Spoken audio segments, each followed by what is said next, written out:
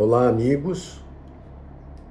Iniciado um novo ano, a gente tem sempre novos planos, novas determinações, novos sonhos. Apesar do tempo que a gente vive de gravidade, de transformações, de inversões de valores. E com base nisso eu gostaria de comentar com todos a respeito de um livro escrito pelo Espírito de Emmanuel, através da psicografia de Francisco Cândido Xavier, intitulado A Caminho da Luz. Esse livro foi recebido em pouco mais de um mês, 17 de agosto a 21 de setembro do ano de 1938. E nele, o guia de Francisco Cândido Xavier, do Chico Xavier, o Espírito Emmanuel, ele traça um paralelo da evolução da Terra atingido o patamar que presentemente a gente se encontra também, que é um patamar de mudança. É importante ressaltar que esses patamares de mudança, ao contrário que muitos ainda chegam a imaginar, eles não acontecem num determinado dia, numa determinada hora. São eras que chegam a durar, por vezes, décadas ou séculos. Né? Por quê? Porque é como um ano letivo, onde, atingido o final do ano letivo, a escola já, através dos seus professores, define aqueles que irão ser promovidos ou irão ser reprovados. Então, dentro da filosofia da reencarnação, que é aceita por várias religiões, por várias filosofias, a gente vê que nós temos patamares que a gente vai trabalhando as nossas precariedades, a gente vai burilando os nossos defeitos, a gente vai lixando as nossas imperfeições, mas atingido aquele patamar, alguns são convidados a se retirar daquela classe escolar e partirem para um início de era em uma classe que está iniciando aquela era que ele reprovou, e ele vai, naturalmente, magotes de pessoas que, junto com eles, que são os reprovados, eles irão funcionar como monitores de novas turmas. Por que isso? Porque aqueles que estão aptos a seguirem um avanço mais substancioso, eles não têm que ficar mais sob o guante daqueles que ficam puxando para trás, né? Então, isso faz parte da lei maior do nosso Criador, até como um acréscimo de misericórdia para os esforços de todos nós. Então, neste livro, A Caminho da Luz, o Emmanuel ele mostra o que aconteceu há alguns milênios atrás no planeta Terra, quando surgiram as primeiras grandes civilizações aqui, e ele demonstra que essas grandes civilizações surgiram através do reencarne de espíritos evoluidíssimos que não estavam mais aptos a continuar habitando um orbe na constelação do Cocheiro. A constelação do Cocheiro, ela tem 4 sóis que iluminam a constelação do Cocheiro.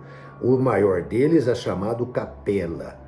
E neste orbe que gira ao entorno desta estrela Capela, existe a Capela A e a Capela A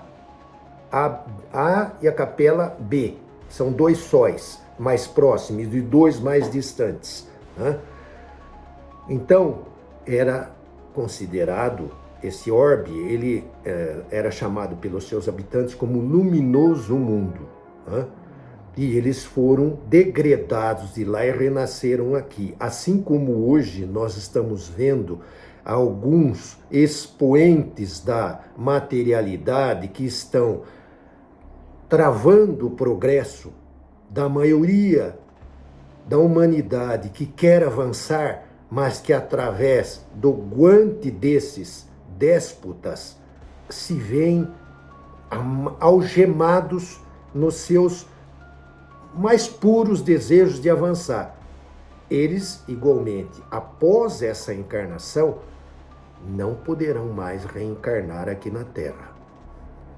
E o presidente da Federação Espírita do Estado de São Paulo, Edgar Armon, 10 anos depois desse livro, A Caminho da Luz, ele escreveu um livro intitulado Os Exilados da Capela, em que ele, neste livro, ele detalha essa viagem desse grupo de espíritos que saíram desse orbe da Estrela Capela e foram recebidos no espaço, tá? Por quê? Porque a Estrela Capela até aqui a Terra são alguns anos-luz de distância. Mesmo aos espíritos, há necessidade de esse transporte entre galáxias, entre mundos distantes, de ser efetivado através de mecanismos desconhecidos pela nossa atualidade e percepção, mas eles são transportados, tá? E alocados para que reencarnem aqui, naturalmente, num corpo diverso daquele que eles habitavam naquele orbe, né? E o Edgar Armon inicia esse livro dizendo sugestivamente o seguinte: o grupo que foi recebido entre os dois mundos, o universo que eles habitavam lá, o mundo da galáxia lá de Capela, lá da constelação do Cocheiro.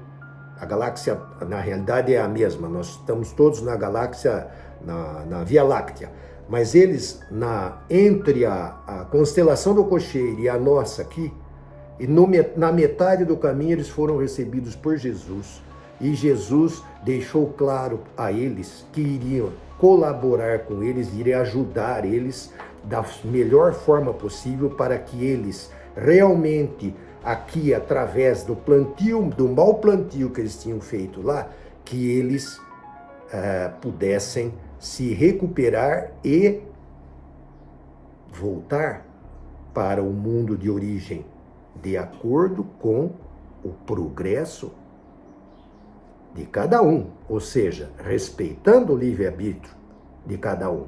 Não era uma regra. Se a pessoa tem o livre-arbítrio de batalhar por uma melhora, ele faz jus à colheita. Agora, se ele não tem, ele pode perder.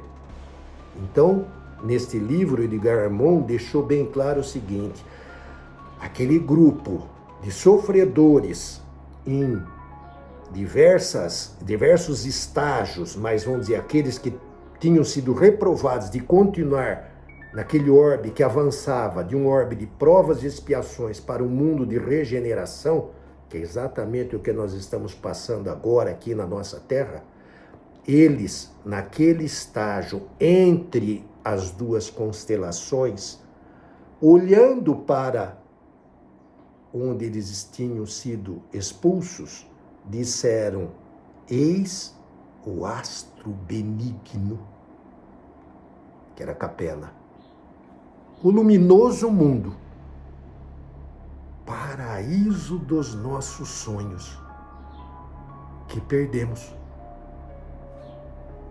talvez para sempre. Ou seja, não é garantia que aquele que é degradado retorne, assim como não é garantia na escola que aquele que reprova no próximo ano ele obtém a aprovação. Tudo depende do esforço de cada um. Hoje a gente sabe que há espíritos degradados e redegradados por várias vezes. Por quê? Porque O livre-arbítrio é respeitado, só que atingido determinados patamares de evolução dos mundos, toda a humanidade tem que ser respeitada.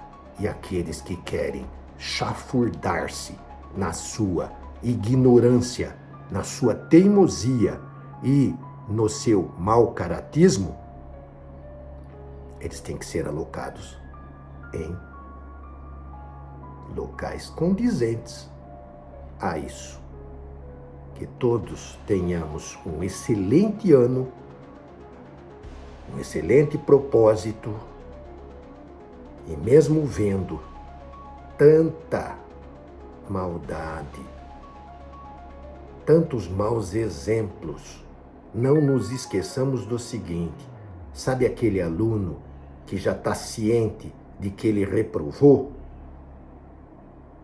Ele continua a fazer bagunça e promover balbúrdia na sala de aula, porque para ele, quanto mais gente levar daquela classe junto, é melhor para ele se acostumar num ambiente não tão diverso daquele que ele já está acostumado. Então, não caiamos em ciladas de forma alguma.